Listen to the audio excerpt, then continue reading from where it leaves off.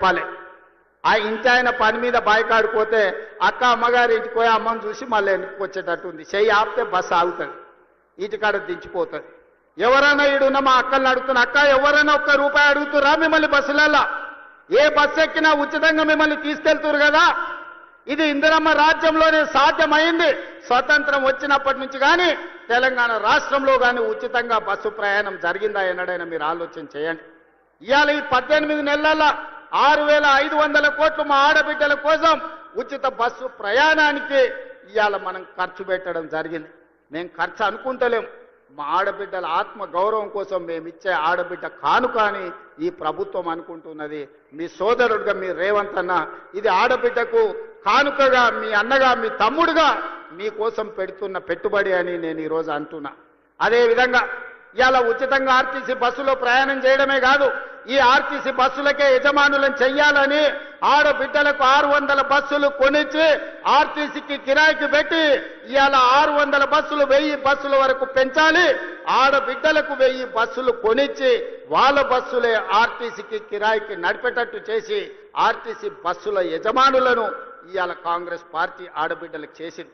ఇదే కాదు, 200 యూనిట్లు ఉచితంగా మీ ఇంటి కరెంట్ ఇవ్వడమే కాదు, విద్యుత్ ఉత్పత్తి చేసే మీకు సోలార్ పవర్ ప్లాంట్స్ మీకు ఇచ్చి, ఒకనాడు సోలారు విద్యుత్ ఉత్పత్తి అంటే అదాని అంబానీలే చేసుకునేటోళ్ళు, కానీ ఇవాళ మా ఆడబిడ్డలు సోలారు విద్యుత్ ఉత్పత్తి చేస్తున్నారు. 1000 మెగావాట్ల సోలారు విద్యుత్తు చేసే ప్లాంట్ మా ఆడబిడ్డలకిచ్చి విద్యుత్ శాఖతో ఒప్పందం చేసి ఇవాళ కోటీశ్వరులను మా ఆడబిడ్డలను చేసే పరిస్థితి ఇవాళ తెలంగాణ రాష్ట్రంలోనే వచ్చింది. అదే కాదు, ఆనాడు పెట్రోల్ బంకులు అంటే అంబానీలు నడుపుకునే రిలయన్స్ పెట్రోల్ బంకులని, కానీ ఇవాళ స్వయం సహాయక సంఘాలకు జిల్లా కేంద్రాలలో ఎక్కడెక్కడ ప్రభుత్వ స్థలాలు ఉంటే స్వయం సహాయక సంఘాలకు మీకు స్థలాలు ఇచ్చి పెట్రోల్ బంకులు నడిపించి రిలయన్స్ అంబానీలతో పోటీ పడే విధంగా ఇవాళ పెట్రోల్ బంకులు నడిపించే బాధ్యత మా ఆడబిడ్డలకు, మా అక్కలకు ఇచ్చినాం. ఇవాళ పాఠశాలలు, గ్రామాలలో ఉండే బడులు అమ్మ ఆదర్శ పాఠశాల పేరు మీద పాఠశాలల నిర్వహణ ఇవాళ మీకే ఇచ్చినాం.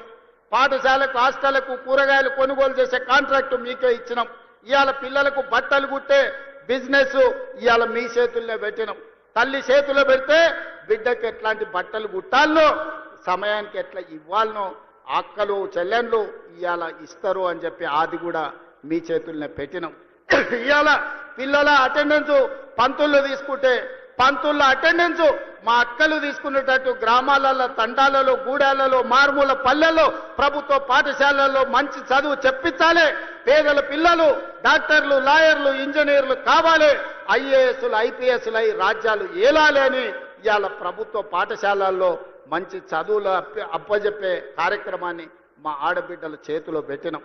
ఇవాళ మీ చదువుకున్న పిల్లలు ముఖ్యంగా నల్గొండ జిల్లా ఉస్మానియా యూనివర్సిటీ కేంద్రంగా ఏ ఎస్ఐ మా మహబూబ్ నగర్ జిల్లాలో ఎవరిని గదులు ఇచ్చినా ఏం పేరయ్యా, ఏ ఊరయ్యా అంటే ఎవరైనా నల్గొండ జిల్లా అని చెప్తారు.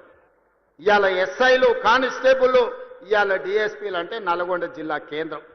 ప్రభుత్వ ఉద్యోగ ఖాళీలు భర్తీ చేయక పెండింగ్ పెడితే 10 సంవత్సరాలు దిల్సుఖ్ నగర్ చౌరస్తాల్లో, అశోక్ నగర్ చౌరస్తాల్లో, అమీర్పేట చౌరస్తాల్లో ఏండ్ల కొద్ది కోచింగ్ సెంటర్ల చుట్టూ తిరుగుతుంటే నిరుద్యోగ యువకులకు సంవత్సరం తిరిగే లోపల 60,000 ప్రభుత్వ ఉద్యోగ నియామక పత్రాలు ఎల్పీ స్టేడియంలో అందించి దేశంలోనే రికార్డు సృష్టించిన ప్రభుత్వం కాంగ్రెస్ ప్రభుత్వం, ప్రజా ప్రభుత్వం.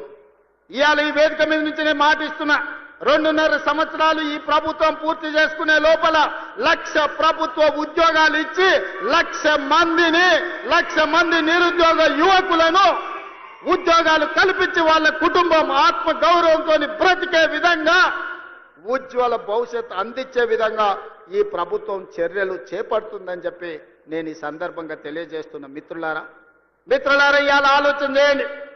10 ఏళ్ళు వాళ్ళ చేతుల్లోనే ఉన్నది. 20 లక్షల కోట్లు చంద్రశేఖరరావు చేతికి వచ్చినాయి. 1,00,000 కోట్లు పెట్టి కట్టిన కాళేశ్వరం ఇవాళ కూలేశ్వరం అయిపోయింది.